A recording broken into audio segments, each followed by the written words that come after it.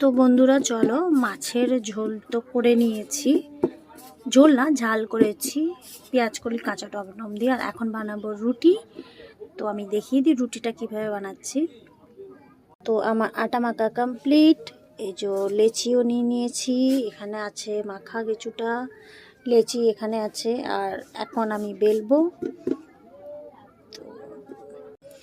তো কিছুটা বেলে নিই, তারপরে রুটি বানাবো। আগে 8-10টা বেলে নেবো, তারপর চলো।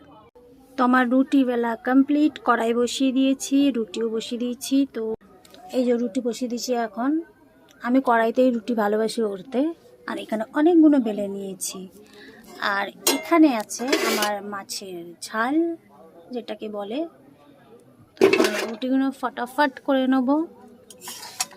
তারপরে আরও কিছুটা আছে আটা মাখা, এখানে বেলা এখানে আছে।